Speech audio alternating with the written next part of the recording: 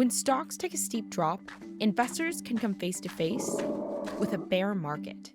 This is one they encountered in March 2020.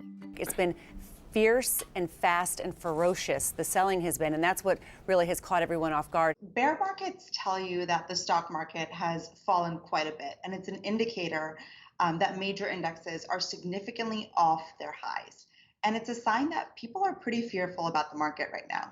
But just like facing an actual bear, some analysts say the best thing to do when a bear market is approaching is to stay calm and not make any sudden moves. Here's how markets make their way into bear territory and what has helped turn them around in the past. Stocks enter a bear market when they lose at least 20% of their value from a recent high. Let's look back at the 2020 chart. You can see when the market started to fall in February. It entered a bear market here, just under a month later. The term is a shorthand way for Wall Street to mark when stocks have taken a tumble, a sign that investors are anxious about the future and moving away from risky assets. There's a number of things that can make investors more risk averse. One, they can grow concerned about how stocks are valued and say, is this stock really worth what I think it's worth or worth the premium that I'm putting on it? Have valuations run up too far, too fast? This was a factor in a bear market in 2001, when a bursting market bubble drove down stock values.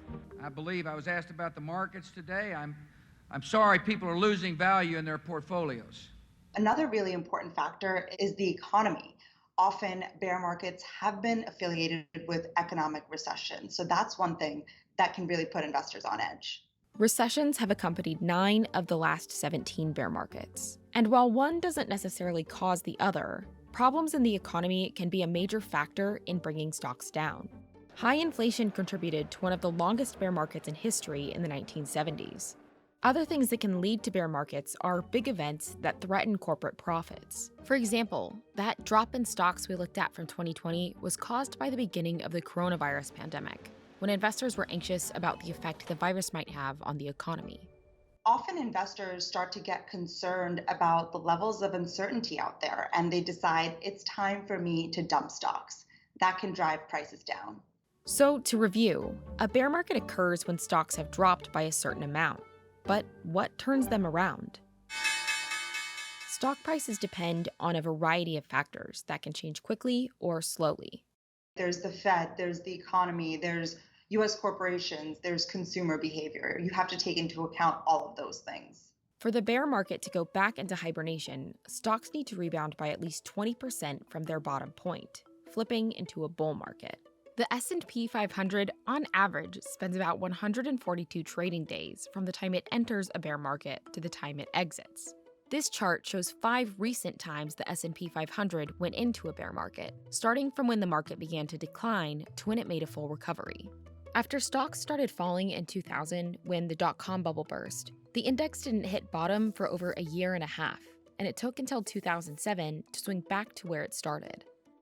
Part of the reason that did take so long to recover was just the sheer magnitude of the boom in stock prices, which made the bust just so dramatic. And it took years for us to reclaim those highs. But the 2020 bear market turned around in a record amount of time. It hit bottom after just 23 trading days and only took 126 days to swing to a new high. One of the biggest reasons for the rebound was the Federal Reserve and government stimulus. Stimulus checks and lower interest rates helped increase spending, indicating to investors that companies could make it through with government support. Measures like this also helped bring stocks up in other bear markets, like after the market crash in the late 2000s, though the recovery happened over a longer period of time. To break the adverse feedback loop, it is essential that we continue to complement fiscal stimulus with strong government action to stabilize financial institutions and financial markets. When the Fed steps in to provide more stimulus, historically, that's helped the stock market. Other things that economists and analysts say can make investors more confident and bring up stock values are corporate growth and strong employment numbers. When people feel good about spending money or they're more optimistic about the future, that can drive up stock prices and that can help the economy. But changing investor sentiment can take a long time, and the recovery can be a difficult waiting game. For many individual investors, holding tight is often the best path forward. Historically, selling stocks during bear markets has been a terrible idea. Which is to say, in the past, bear markets have always turned around and have sometimes resulted in high returns for patient investors. But bears are unpredictable, and the next time stocks take a steep dip, it could be years before investments pay off.